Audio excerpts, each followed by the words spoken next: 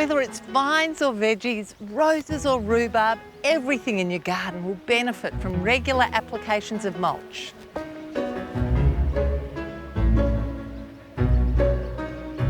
There's a multitude of mulches that you can buy or make yourself, and they serve a variety of purposes. But to show you the right mulch for whatever job you're looking at, first we need to dig a little deeper.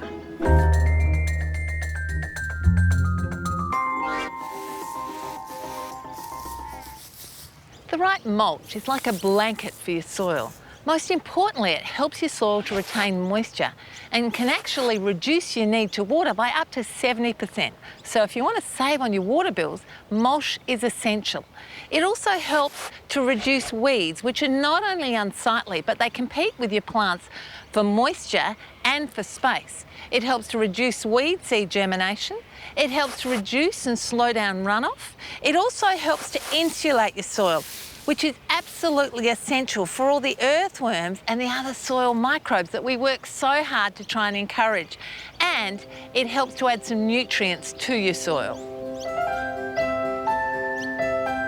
But how do you know which is the right mulch for your garden? Well, the right selection is all about suitability and, of course, sustainability. The three main types of mulch are inorganic, living and organic. Inorganic mulch includes things like gravel or even crushed brick, and it's great if you're in a fire-prone area, and it also looks quite good. However, obviously it's not going to break down and it's not going to add any extra organic matter to your soil, so there's no soil improvement benefit.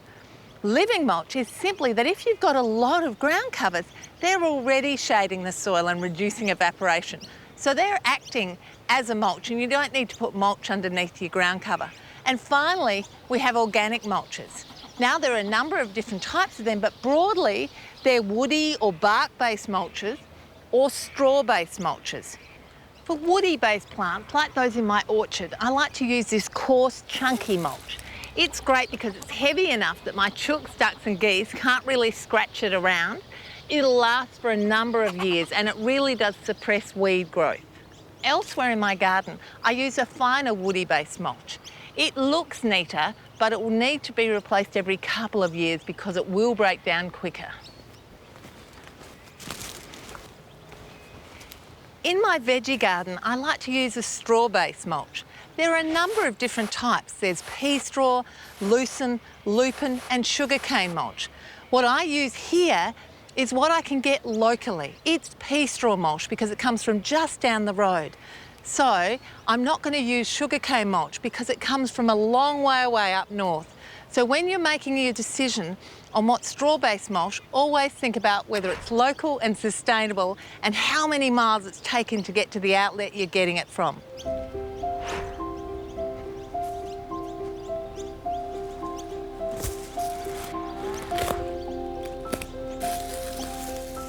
The reason I like straw-based mulches in my veggie patch is because they break down, and when they do, they add organic matter to your soil.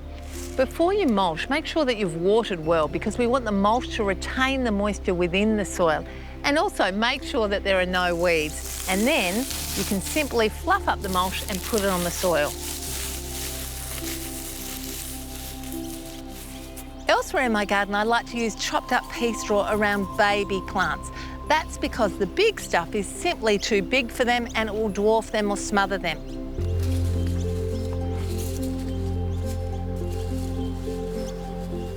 As a general rule, we're looking to put about 5 centimetres of mulch on. If we're using something light and fluffy like pea straw, you can actually have it a bit thicker because it's full of air and it's still going to allow the water to penetrate and get down to the soil. However, if you're using a heavy bark-based mulch or something inorganic like gravel, you probably only want to have it about 2, 3, up to 5 centimetres in depth.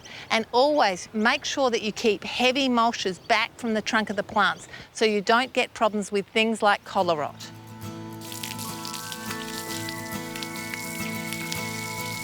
Some people like to water their mulch after applying it just to settle it down.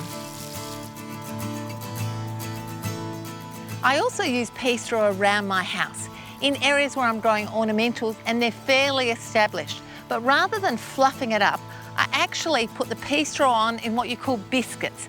That's what you get when you open a bale. It's like a slice. And while it's thick, because it's full of air and it's not heavy, it still lets moisture through. And I find that putting it on like that means it will last me for a whole 12 months. Remember to look where your mulch is coming from and what's in it. And of course, choose a mulch to suit your garden type and the type of plants you're growing. Whatever you're growing and however you're growing them, there's a mulch to suit your patch.